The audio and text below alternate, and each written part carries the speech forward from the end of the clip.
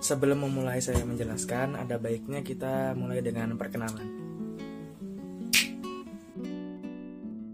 Assalamualaikum warahmatullahi wabarakatuh. Saya Muhammad Amir Mahmud, saya dari kelompok 6. Assalamualaikum warahmatullahi wabarakatuh.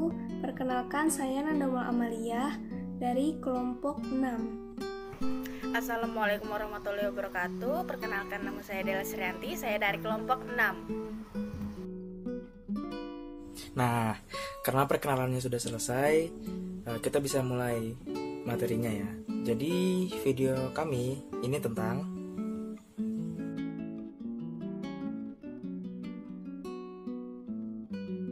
skolastik Arab atau Islam. Nah, itu pemikiran atau filsafat Islam yang dimulai kira-kira pada tahun 700 Masehi, dan periodenya ini sering disebut periode skolastik ya, sampai pada tahun 1450. Filsafat skolastik itu filsafat yang berusaha memecahkan secara rasional mengenai persoalan-persoalan logika, sifat ada, kebendaan, kerohanian, dan akhlak dengan tetap menyesuaikan pada kitab suci. Nah, di kalangan masyarakat Islam itu istilah skolastik Islam jarang dipakai. Yang paling sering atau paling masyhur itu ilmu kalam atau filsafat Islam. Dalam perkembangan Islam itu atau dalam perkembangan filsafat Islam dikenal dua periode, yaitu periode mutakalimin itu tahun 700 sampai tahun 900, dan periode filsafat Islam yang tahun 850 sampai 1200. Untuk periode skolastik itu ada terbagi menjadi 3 periode, yaitu periode skolastik awal dia tahun 800 sampai 1200, skolastik puncak tahun 1200 sampai 1300, dan skolastik akhir dari tahun 1300 sampai 1450. Antara 3 yang disebutkan barusan itu ada masuk periode mutakalimin. Periode mutakalimin ini dari tahun 700 sampai tahun 900.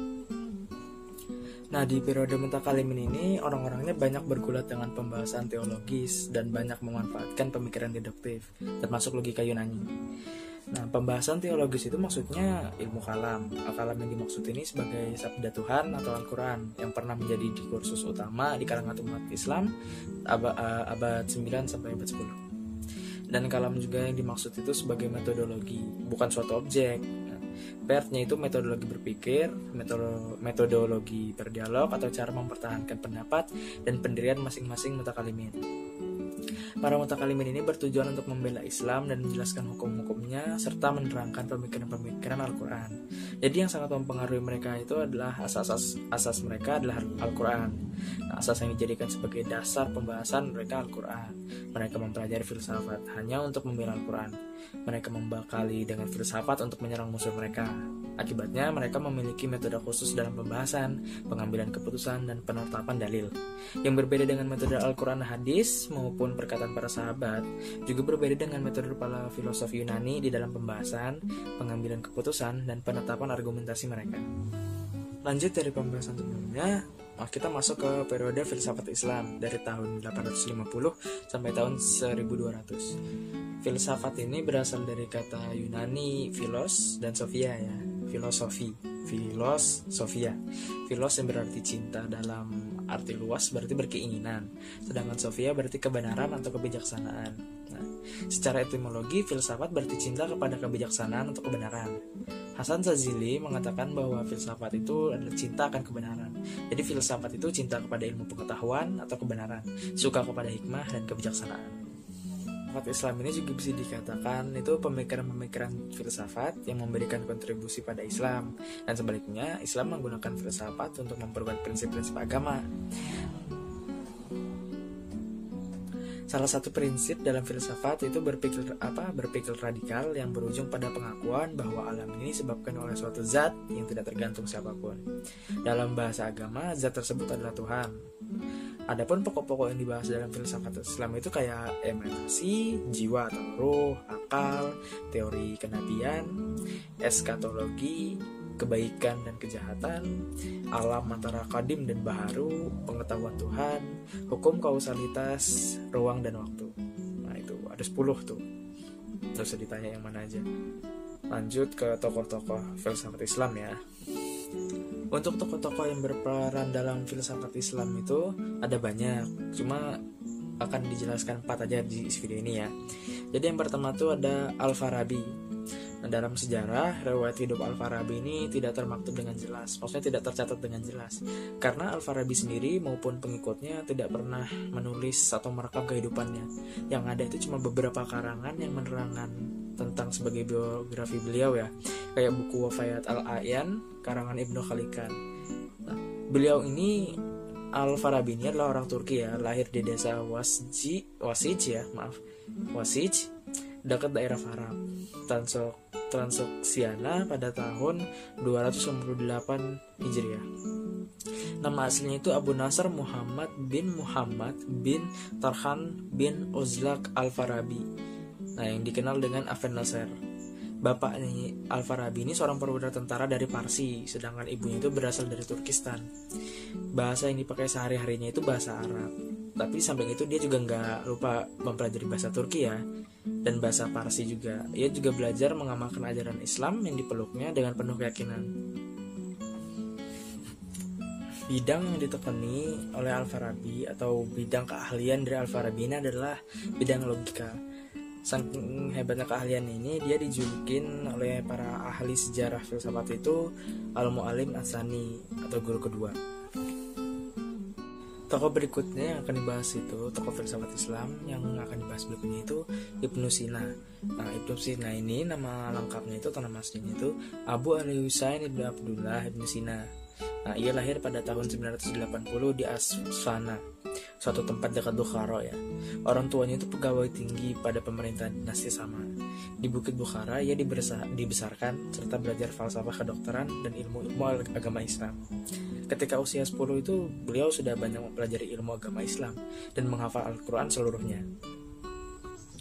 Dari mutafalsir Abdul Abdillah Natili, Ibnu Sina itu mendapat bimbingan mengenai ilmu logika yang elementer untuk mempelajari buku Isagoge dan Porphyr, Euclid dan Almagest Ptolemus. Dan sesudah gurunya pindah, ia mendalami ilmu agama dan metafisika, terutama dari ajaran Plato dan Aristoteles yang murni, dengan bantuan komentator-komentator dari pengarang yang otoriter dari Yunani yang sudah diterjemahkan ke dalam bahasa Arab.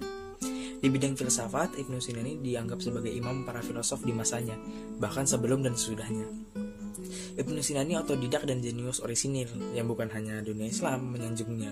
Ia memang merupakan salah satu bintang gemerlapan yang memecarkan cahaya sendiri, yang bukan pinjaman, sehingga Roger Bacon, filosof ke-6 dari Eropa Barat pada abad pertengahan, menyatakan dalam Legacy of Islam, Alfred Guillaume, sebagian besar filsafat Aristoteles sedikit pun tak dapat memberi pengaruh di Barat. Nah, beda halnya dengan Ibnu Sina ini. Setelah Ibnu Sina, lanjut ke Al-Kindi. Al-Kindi ini nama lengkapnya itu Abu Yusuf Yakub bin Ishaq As-Sabah bin Imran bin Ismail bin Asyi'at bin Qais Al-Kindi. Ia lahir di Kufah pada tahun 185 Hijriah atau 801 Masehi. Ayahnya itu Ishaq As-Sabah, seorang gubernur Kufah pada masa pemerintahan Al-Mahdi dan Harun Ar-Rasyid. Al-Kindi ini hidup pada masa keemasan kekuasaan Bani Abbas. Pada masa pemerintahan Harun Ar-Rasyid yang sangat memperhatikan dan mendorong perkembangan ilmu pengetahuan, Baghdad menjadi pusat perdagangan dan ilmu pengetahuan. Al-Rasyid mendirikan akademi atau lembaga tempat pertemuan para ilmuwan yang disebut Bait Al-Hikmah atau Balai Ilmu Pengetahuan. Al-Kindi mempelajari Al-Quran, membaca, menulis, dan berhitung di Basrah. Kemudian melanjutkan ke Baghdad. Ia mahir sekali dalam berbagai cabang ilmu ya, yang pada waktu itu seperti kedokteran, filsafat, ilmu berhitung, logika, geometri ya, astronomi. Nah, di sini Al-Kindi lebih luas mengenal ilmu pengetahuan, kesusastraan, kebudayaan Yunani dan Syria kuno. Ia juga menguasai bahasa Suryani. Kemudian banyak menerjemahkan buku-buku ke dalam bahasa Arab. Untuk tokoh terakhir yang akan dibahas di video ini yaitu Ibnu Rushd. Ibnu Rushd ini dilahirkan pada tahun 1126 Masehi dan wafatnya pada tahun 1198 Masehi. Ia filosof Cordova karena ia dilahirkan dan dibesarkan di kota itu. Keluarganya itu terkenal alim dalam ilmu fikih. Ayah dan kakeknya pernah jadi kepala pengadilan di Andalusia. Latar belakang keagamannya ini ngasih dia kesempatan untuk meraih kedudukan tinggi dalam studi keislaman. Kemasyurannya dalam filsafat barat nggak ada tandingannya. Pengaruhnya dalam filsafat Eropa itu lebih besar dari pengaruh Ibnu Sina. Nah, Ibnu Rushd ini seorang dokter dan seorang filosof. Buku kedokteran itu sangat tinggi nilainya di Eropa dibanding buku kedokteran lainnya. Sekian dari video ini, penjelasan di video ini. Saya sadar di video ini banyak kekurangan, banyak salah kata, untuk itu saya minta maaf. Untuk pertanyaan bisa ditanyakan lewat VN atau teks WA, atau mungkin nanti pas di Zoom ya, pas video ini setel, untuk mendalami materinya. Jadi bisa diteruskan lewat pertanyaan itu. Nah, sekian dari saya. Assalamualaikum warahmatullahi wabarakatuh.